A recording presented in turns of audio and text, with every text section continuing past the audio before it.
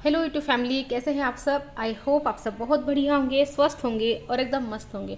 Friends, आज आपके साथ में ऐसी 9 बातें शेयर करी हूँ जो अगर आप अपने लाइफ में अप्लाई कर लेते हैं तो आपकी ज़िंदगी बदल सकती है। मैं हमेशा ये बोलती हूँ कि आप अपनी ज़िंदगी बदल सकते हैं, ये करिए आप अपनी ज़िंदगी बदल सकती है, वो करिए आप अपनी ज़िंदगी बदल सकते हैं। तो देखिए, मैं ऐसा कहने के लिए नहीं बोलती हूँ, मैं ऐसा सच में मानती हूँ। और सच में देखिए, हमारी ज़िंदगी ना हमारे हाथ में होती है, कोई और हमारी ज़िंदगी का कुछ भी नहीं कर सकता, कुछ भी नहीं।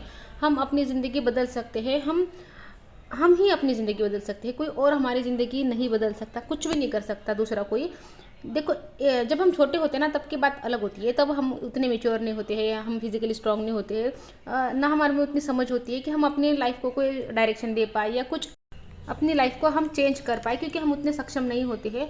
लेकिन जब हम बड़े हो जाते हैं ना तो पूरी तरीके से हमारी ज़िंदगी अपने हाथ में होती है। हमारे कर्म डिसाइड करते हैं, हमारी आदतें डिसाइड करती है, हमारे जो डिसीजन होते हैं वो डिसाइड करते हैं कि हमारी जो आदतें हैं, हमारी जो ज़िंदगी है ना वो कैसी होने वाली है आगे चल के। जो हम आज करेंगे ना वही हमारा फ्यूचर बनने वाला है। वर्तमान में हम जो करेंगे वही हमारा फ्यूचर डिसाइड करता है। तो हमको फ्यूचर की टेंशन हमको नहीं लेनी है, हमको अपना वर्तमान जो है ना वो बेहतर बनाना है। वर्तमान में जो करना है ना वर्तमान में करना है, आदतें बदलनी है, अपने कर्म सुधारने हैं, जो भी कुछ करना है ना, जो भी हम कर सकते हैं ना हम वर्तमान में कर सकते हैं। हम फ्यूचर में पास्ट में जाके कुछ भी नहीं कर सकते। जो कुछ भी कर सकते हैं हम अभी कर सकते हैं प्रेजेंट में रहकर। तो ऐसी कुछ 9 आदतें आपके लिए लाई हूँ, तो ध्यान से सुनना। 9 आदतें अगर आप सच में ये चीज़ें करते हो ना जो मैं बोलती हूँ ना, आप ये चीज़ें थोड़ी भी करते हो ना तो आपको फ़र्क समझ में आ जाता होगा। तो चलिए शुरू करते हैं। सबसे फर्स्ट है मेडिटेशन। मैंने इसको 9वें नंबर पे रखने वाली थी, लेकिन मैंने सोचा कि अगर इसको 9वें नंबर पे रखेंगे ना तो सब किसी ऐसे लगता है ना कि 9वें नंबर पे रखा है तो कुछ कम होगा। लेकिन मेडिटेशन जो है ना सबसे ज़्यादा ज़रूरी है। आजकल की हमारी जो लाइफ बन गई है ना, जो स्ट्रेसफुल लाइफ बन गई है ना, उस हिसाब से तो मेडिटेशन सबसे पहले होना चाहिए। मेडिटेशन करना सीखिए। थोड़ा सा 5 मिनट से शुरू करिए, 10 मिनट से शुरू करिए। थोड़ा सा करना क्या है, बस अपने सांसों पर ध्यान लगाना है। सारी जो चिंताएं जो होती है ना उस पर ध्यान नहीं लगाना, बस एकांत में बैठ जाना है और अपनी सांसों पर ध्यान लगाना है। आ रही है, जा रही है, बस महसूस करना है अपनी सांसों को। थोड़ी देर के लिए जितना होता है ना उतना करो, उतने से शुरू करो। धीरे धीरे टाइम हर चीज़ का बढ़ता है, तो धीरे धीरे ना प्रैक्टिस में मैन परफेक्ट ऐसा सुना भी है ना, तो धीरे धीरे हर चीज़ होती है। बस कंसिस्टेंसी होनी चाहिए। हम करते रहते हैं ना तो चीज़ें हो जाती है। बीच में छोड़ देंगे ना तो फिर नहीं होगा। तो मेडिटेशन सबसे ज़रूरी है। सुबह करो, दोपहर करो, जब भी आपको टाइम मिलता है ना तब करो। लेकिन मेरे ख्याल से ना रात को जब सोने से पहले करते हो ना तो देखो दिन भर इतना कुछ हुआ होता है ना हमारी लाइफ में, मतलब हर तरह की टेंशन होती है। और हम वही जो दुनिया भर की चिंताएं होती है ना वो हम अपने दिमाग में रख कर सोते हैं, और हमारा जो सबकॉन्शियस माइंड है पर उन्हीं पर काम करता है। जो सारा कचरा होता है ना उसी पर काम करता है। नतीजा ये होता है कि फिर वही कचरा वापस लौटकर हमारी ज़िंदगी में आता है। तो जब भी सोने के लिए जाए ना तो थोड़ा सा मेडिटेशन करके ज़रूर सोए। बस अपनी आती जाती सांसों को देखना है, फील करना है। थोड़ी देर से शुरुआत करिए। रात को जो है ना शांत होकर ज़रूर सोए। एक तो नींद भी अच्छी आएगी, गहरी आएगी। और मेडिटेशन के कई सारे फ़ायदे हैं। आप इसको गूगल पर सर्च करके देख सकते हैं, मेडिटेशन के फ़ायदे देखिए, तो दोनों चीज़ें हो जाएगी। अब दूसरी चीज़ हमको क्या करना है, थोड़ा सा ना स्वार्थी बन जाना है, थोड़ा सा सेल्फिश बन जाना है। देखो, ज़िंदगी में हमको ना सेल्फिश कभी ना कभी किसी न किसी पॉइंट पे बनना ही पड़ता है। और हम औरतों को तो सेल्फिश बनना ज़्यादा ज़रूरी है, क्योंकि हमारे बारे में कोई सोचता नहीं है ना, तो हमको हमारे बारे में तो सोचना ही होगा। देखो, एक डूबता इंसान किसी दूसरे डूबते इंसान को नहीं बचा सकता। आप दूसरों की मदद तभी कर पाएंगे जब आप खुद को बचाएंगे। वैसे ही अगर आपको घर का माहौल अच्छा रखना है, पूरे घर को अच्छे से संभालना है, बच्चों की परवरिश अच्छे से करनी है, सब अच्छे से मेंटेन करना है, तो ज़रूरी ये है कि आप खुद भी पहले स्वस्थ रहे। अगर आप स्वस्थ रहेंगी तभी बाकी सब चीज़ें हो पाएंगी। अगर आप स्वस्थ नहीं है, आपके मेंटल हेल्थ ठीक नहीं है, आपकी फिजिकल हेल्थ ठीक नहीं है, तो बताइए आप, मतलब इमोशनल हेल्थ भी, इमोशनल हेल्थ को हम नहीं गिनते हैं, इमोशनल हेल्थ भी ठीक होनी बहुत ज़रूरी है। तो आपकी अगर ये तीनों हेल्थ जो है ना कुल मिला के अच्छी है, तभी आप सब कुछ अच्छे से मैनेज कर सकती हो। और इसके लिए आपको खुद को पहले रखना होगा, लोगों को ना कहना होगा, आपको बाउंड्रीज सेट करनी होगी। ये आपकी फिजिकल, मेंटल और इमोशनल हेल्थ के लिए बहुत ज़रूरी है। ना कहो, बाउंड्रीज बनाओ, खुद को पहले रखो, सेल्फिश थोड़ा सा हो जाओ। कभी ना कभी, कहीं ना कहीं, किसी न किसी पॉइंट पर हमको सेल्फिश होना पड़ता है, तभी जो है ना हम खुद की केयर कर पाते हैं। तो ये चीज़ आपको ध्यान रखनी है। तीसरी चीज़ ये है कि सोशल मीडिया को ना थोड़ा सा कॉन्शियसली कंज्यूम करिए।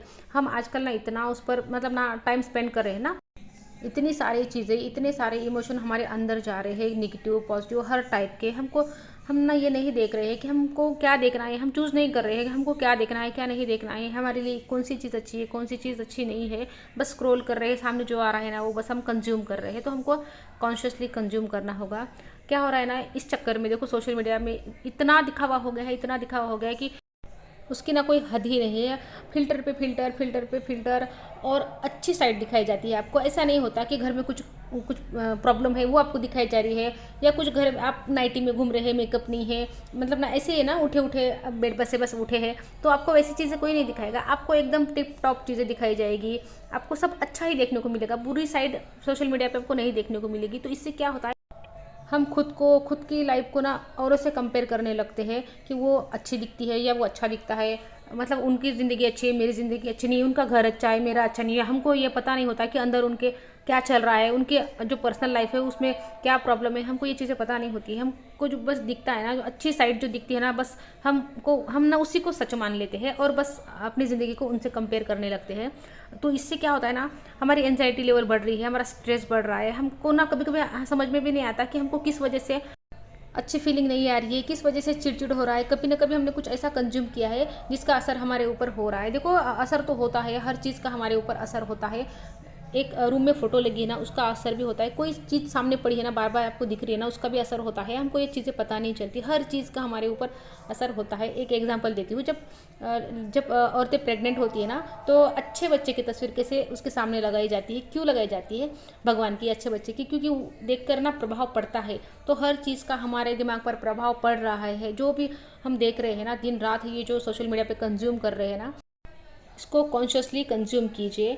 और इससे ना थोड़ा सा ब्रेक भी लेना ज़रूरी है। कभी कभी हमको इतनी एंजाइटी हो जाती है ना, दिन रात हम फ़ोन पर लगे हैं, हमको नहीं समझ में आता क्या हो रहा है।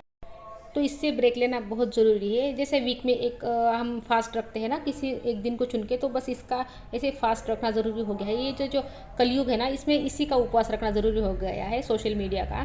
तो इस बात का ध्यान रखिए। अभी तीसरी चीज़, तीसरी नहीं चौथी, अपनी प्रॉब्लम जो है ना उसके बारे में ना प्लीज़ बार बार शेयर ना करें किसी से भी। कि देखो हम क्या करते हैं, अपनी प्रॉब्लम ना इसको बता रहे हैं उसको बता रहे हैं, मतलब ना बताने लग जाते हैं। आपने एक दो बार फैमिली या फ्रेंड के साथ मतलब शेयर कर ली, बात बता दी, तो इसमें कोई प्रॉब्लम नहीं है। देखो किसी को ना कोई खास फर्क नहीं पड़ रहा है कि आपके साथ आपकी लाइफ में क्या हो रहा है। किसी को यहाँ पर कोई लेना देना नहीं है। कुछ मज़े के लिए सुन लेंगे तो कुछ थोड़ी सिंपैथी दे देंगे, इससे ज़्यादा कोई कुछ नहीं कर सकता। आपकी प्रॉब्लम है तो आपसे ज़्यादा फ़र्क किसी को नहीं पड़ेगा, आपकी फैमिली को पड़ेगा, बाकी किसी को नहीं। तो यहाँ वहाँ अपनी प्रॉब्लम को शेयर करना बंद कर दीजिए।